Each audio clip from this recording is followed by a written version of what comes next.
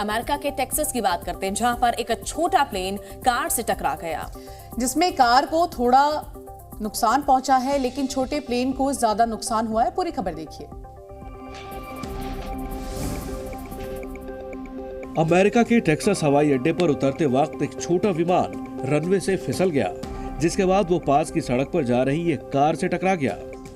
Video में साफ देखा जा सकता है कि प्रोपेलर विमान इमरजेंसी लैंडिंग के दौरान बाढ़ से टकरा गया, जिसके बाद विमान उछला और सड़क पर फिसल गया। एक्सीडेंट में विमान का एक पहिया भी टूट गया है। हादसे में कार ड्राइवर और पायलट दोनों को ही मामूली चोटें आई हैं। मध्य प्रदेश के इंदौर जिले के गौतमपुरा में पारंपरिक हिंगोट युद्ध के दौरान कई लोग घायल हुए। हिंगोट अग्निबाणों से खेला जाने वाला ये एक खेल है। मध्य प्रदेश के इंदौर में पारंपरिक हिंगोट युद्ध का आयोजन किया गया, जिसमें लोग एक दूसरे पर अग्निबाण से हमला करते हैं। इस पारंपरिक खेल में कई लोग घायल हुए हैं। इंदौर जिले से करीब 55 किलोमीटर दूर गौतमपुरा में हिंगोट युद्ध के दौरान करीब 35 योद्धा झुलस गए। हिंगोट युद्ध की परंपरा सैकड़ों साल पुरानी है। इसमें युद्ध लड़ने वालों का मकसद एक दूसरे को नुकसान पहुंचाना नहीं, बल्कि खेल की भावना होती है। मान्यता यह है कि मुगलों के हमले के जवाब में मराठा सेना इसी तरह से युद्ध किया करती थी।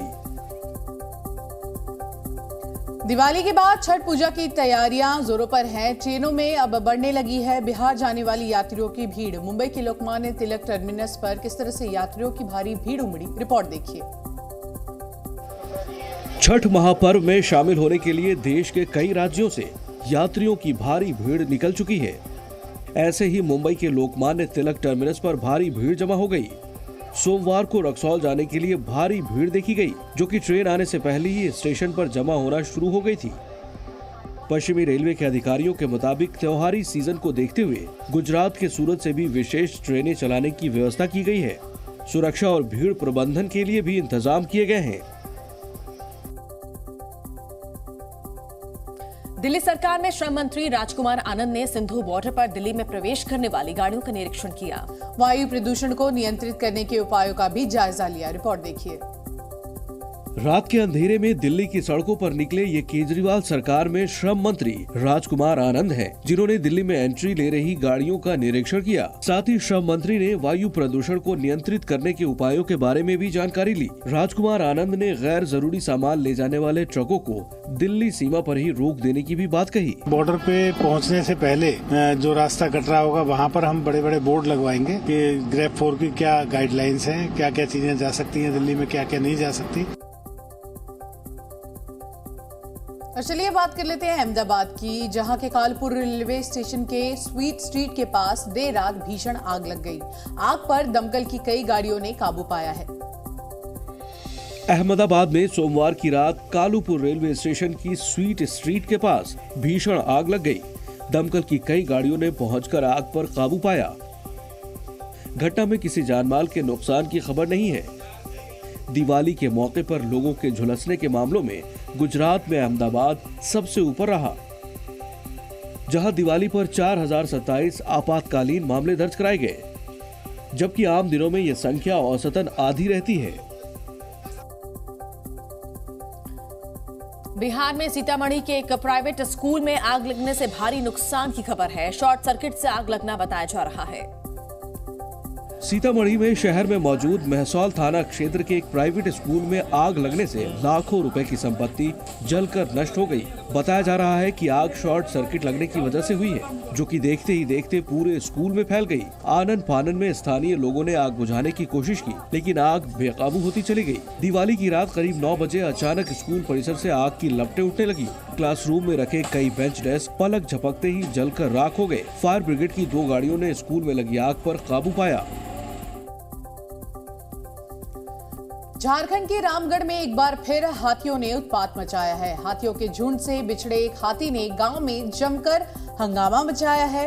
आखिरकार वन विभाग के अधिकारी हाथी को फिर से जंगल में किस तरह से ले जा रहे हैं, ये हम आपको इस रिपोर्ट के जरिए दिखाते हैं। झारखंड के रामगढ़ के गोला वन क्षेत्र में एक बार फिर से जंगली हाथियों के झुंड ने उत्पात मचाना शुरू कर दिया है। हाथियों के झुंड से बिछड़े एक हाथी ने पूरे इलाके में जमकर उत्पात मचाया। ग्रामीणों ने ही इलाके में हाथी आने की सूचना वन विभाग को दी थी। लेकिन इसी के साथ हाथी को देखने के लिए गांव वालों की भारी भीड़ भी जमा हो गई, जिसे हटाने में वन विभाग के अधिकारियों के पसीने छूट गए। इस दौरान वन विभाग के लोग माइक से लोगों को हाथियों के पास नहीं जाने की अपील करते दिखे। आखिरकार हाथी को वापस जंगल में भेज दिया गया। तमिलनाडु के कई इलाकों में उत्तर पूर्व मानसून सक्रिय हो गया है, जिसके बाद भारी बारिश का अनुमान जताया गया है। कई इलाकों में एनडीआरएफ के जवान तैनात किए गए हैं। तमिलनाडु में उत्तर पूर्व मानसून की भारी बारिश के अलर्ट के बाद कई एहतियाती कदम उठाए गए हैं। चेन्नई के आसपास के इलाकों में एनडीआरएफ की कई टीम तैनात की गई हैं। भारी बारिश और जलभराव के बाद मदुरै, तेनी, तिरुक्कल, तिरुनेलवेली, तेनकाशी, कोयम्बटूर जिले में प्रशासन ने स्कूलों की छुट्टी घोषित की है। मौसम विभाग ने तमिलनाडु में अलग अलग जगहों पर भारी बारिश का अनुमान जताया है, जिसके बाद से ही राज्य सरकार ने ये कदम उठाए हैं।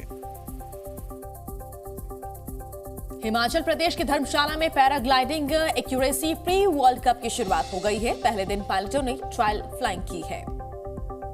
धर्मशाला में paragliding accuracy pre world cup की शुरुआत हो गई है।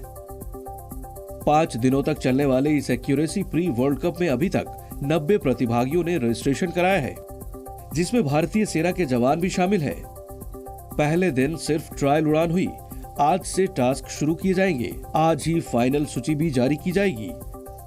धर्मशाला में ऐसे आयोजन से पर्यटन को बढ़ावा मिलने के साथ साथ स्थानीय युवाओं के लिए रोजगार के मौके भी बढ़ेंगे। और गाजा से एक बार फिर इजराइल की तरफ रॉकेट दागे गए हैं। हमले में किसी के मारे जाने की खबर नहीं है, लेकिन इमारतों को जरूर नुकसान पहुंचा है। बीती रात भी गाजा से इजराइल की ओर रॉकेट दागे गए, जिसके बाद मध्य इजराइल में भी सायरन की आवाजें सुनाई दी। दावा है कि अश्कलोन तट में एक रॉकेट गिरा है।